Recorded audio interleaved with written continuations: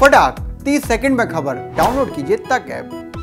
नमस्ते, मैं अविचल दुबे। न्यूज़ तक को आप नए रंग रूप में देख रहे हैं, लेकिन रौनक वही है, एक्सप्लेन करने का तरीका वही है जिसे आप लगातार पसंद करते आ रहे हैं। ओमिक्रॉन की वजह से कोरोना के मामले पूरी दुनिया भर में बढ़ रहे हैं, देश में भी मामले बहुत ज़्यादा बढ़ रहे हैं।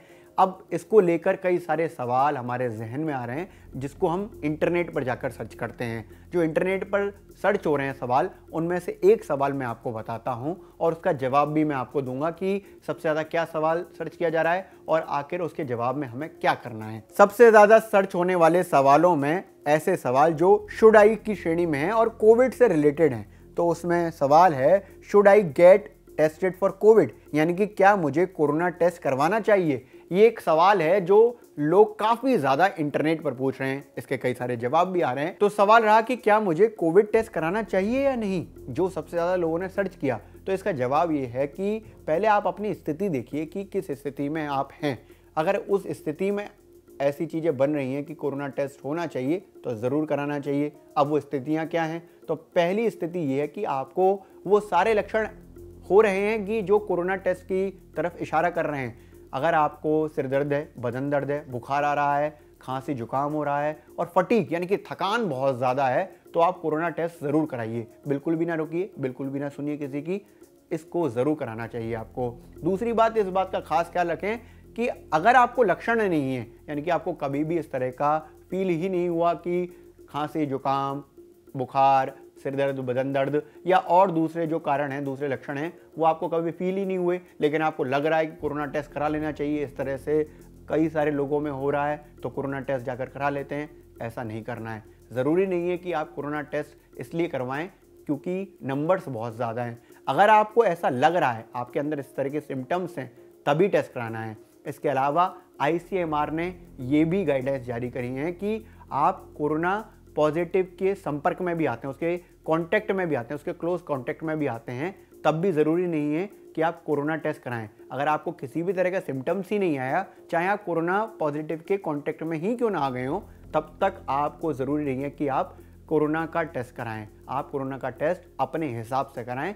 आपको अपनी स्थिति को देखते हुए ही ये कोरोना टेस्ट का डिसीजन लेना है। एक और इम्पॉर्टेंट बात ये है कि आपको कोरोना के सिम्टम्स आ रहे हैं और आपको लग रहा है कि आपको कोरोना टेस्ट कराना चाहिए और आप चाहते हैं कि आप बाहर ना जाएं और घर पर ही टेस्ट करा लें। घर पर आपने टेस्ट किया और आप उसमें नेगेटिव आए, लेकिन आपको तब भी सिम्टम्स हैं, आपको लग रहा है कि चीज़ें खराब हो सकती हैं, आपको बुखार आ रहा है, खांसी जुकाम है, सिर दर्द है, बदन दर्द है या और दूसरे लक्षण हैं, फटीग यानी कि थकान बहुत ज़्यादा है, लेकिन आपका टेस्ट नेगेटिव आया घर पर।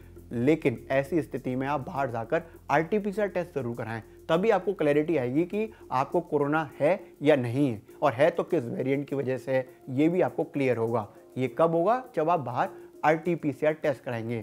तो आपको ये समझना होगा कि आप कोरोना टेस्ट तभी कराएं जब आपको लक्षण हो रहे हैं, पूरी तरह से आपको लग रहा है कि हाँ, आपको वो सारी स्थितियां मौजूद हैं आपके शरीर में जिसमें कोरोना हो सकता है। ओमिक्रॉन की वजह से या डेल्टा की वजह से, किसी भी वेरिएंट की वजह से आपको कोरोना हो सकता है।